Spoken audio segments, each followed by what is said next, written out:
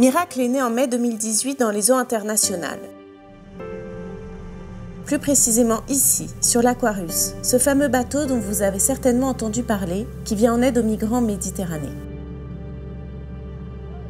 La veille de sa naissance, la mère de Miracle risquait sa vie en pleine mer sur des embarcations de fortune.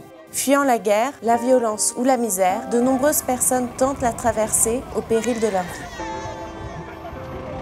Malgré cette situation critique, l'Europe est prête à fermer ses portes, quitte à mettre à mal la règle la plus simple de nos démocraties, le respect de la vie humaine. Pourtant, des solutions réalistes existent, et c'est ce que nous allons voir dans ce nouvel épisode d'Éclairage.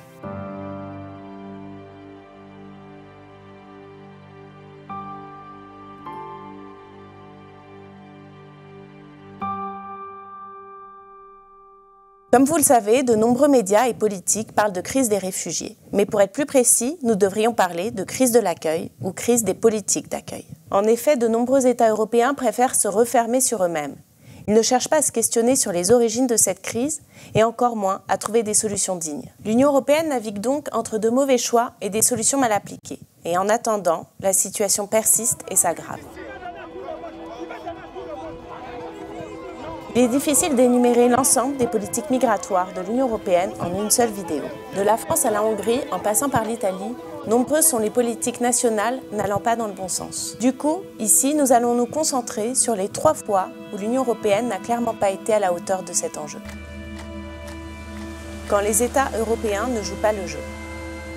En 2016, l'Europe met en place des centres à ses frontières, et plus précisément en Italie et en Grèce. Ces centres ont pour objectif de créer une zone tampon pour les personnes arrivantes, avant d'en répartir certaines équitablement sur le territoire européen. Une solution inhumaine, car les demandeurs d'asile étaient quasiment systématiquement détenus. Pire, de nombreux États n'ont pas joué le jeu pour accueillir et répartir les personnes. En effet, en 2015, la promesse était d'accueillir 162 000 personnes. En 2018, seulement 33 000 réfugiés venant des centres de Grèce et d'Italie ont été relocalisés dans les différents États européens. Quand les États européens marchandent des vies humaines.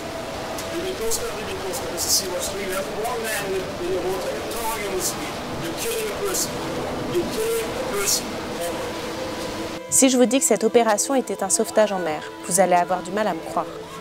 Et vous aurez probablement raison, car ce jour-là, plus de 50 personnes ont perdu la vie lors de ce sauvetage. Nous avons enquêté sur les origines de ce bateau. Il a été prêté par le gouvernement italien aux gardes-côtes libyens. Il a pour but de récupérer les migrants qui tentent la traversée de la Méditerranée et de les ramener de force sur les côtes libyennes, où ils seront détenus et la plupart du temps torturés. Cette opération est le résultat d'un accord passé entre l'Europe et la Libye. Un deal simple. En échange d'une aide financière, la Libye coopère avec l'Europe pour empêcher les gens de partir vers l'Europe.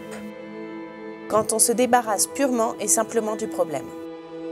Vous l'avez compris, l'Europe est dans une impasse et cela ne l'empêche pas de recycler de vieilles idées. Ainsi, l'Union européenne évoque une nouvelle fois la création de centres fermés, le renforcement de ses frontières ou encore la création de plateformes de débarquement hors de son territoire. Et les risques, nous les connaissons déjà. Traitement sommaire et arbitraire des demandes d'asile, détention injuste des réfugiés et des migrants, renvoi des personnes vers le danger.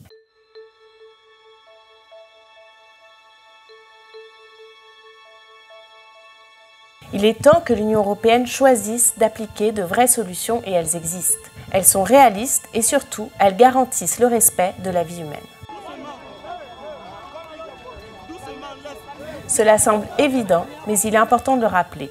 Non, on ne laisse pas une personne mourir en mer. Ce n'est pas nous qui le disons, c'est tout simplement le droit maritime. Un droit que tentent de respecter les pêcheurs, les bateaux commerciaux, les ONG comme SOS Méditerranée au secours des migrants.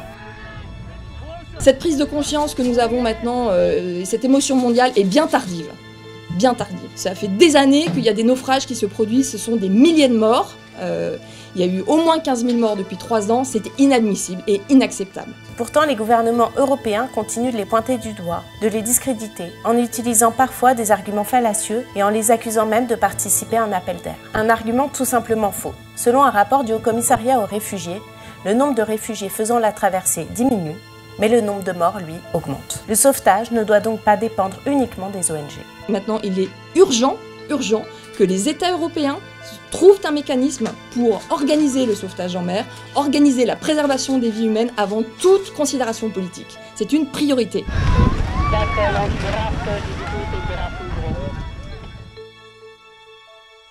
Le sauvetage n'est pas l'unique solution. Il est hors de question de débarquer les personnes en Libye et il est temps de revoir l'accord passé que nous vous présentions. On sait extrêmement bien ce qui se passe, c'est-à-dire que les personnes soit sont ramenées dans des centres de détention officiels en Libye, soit sont ramenées directement dans les centres tenus par des passeurs. Tous les témoignages le disent. Les personnes sont torturées, les personnes sont violées, on appelle leur famille au téléphone pour leur extorquer des fonds. Il est urgent de mettre fin à la détention, d'accroître la réinstallation pour les réfugiés et à long terme d'avoir un système d'asile cohérent. Nous l'avons vu en début de vidéo, les gouvernements ne jouent pas le jeu dont ils ont fixé eux-mêmes les règles. Il est donc temps que l'Union européenne se répartisse vraiment l'accueil des réfugiés, en fonction du PIB, de la population et bien sûr des liens linguistiques et familiaux des demandeurs d'asile. De chez moi à la Côte d'Ivoire, je suis parti au Burkina Faso. Et du Burkina Faso, je suis parti au Niger. Du Niger, j'ai fait la Libye. Et de la Libye, je suis venu en Italie. Au fur et à mesure qu'on avançait, il y a eu des étapes où c'était vraiment compliqué. Et il fallait qu'on soit vraiment dur pour pouvoir avancer. Déjà, tu ne sais pas à quoi t'attendre, tu ne sais pas ce que tu as devant toi. Tu ne connais pas l'immensité de la mer.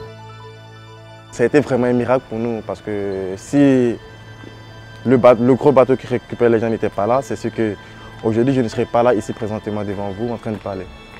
Donc c'est vraiment une chance pour nous.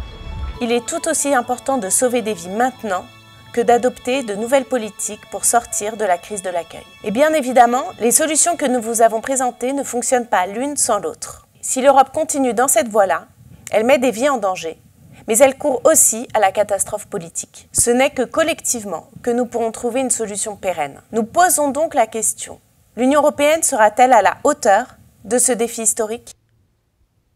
Merci d'avoir regardé ce nouvel épisode d'Éclairage. Si vous aimez notre travail, partagez cet épisode et parlez-en autour de vous.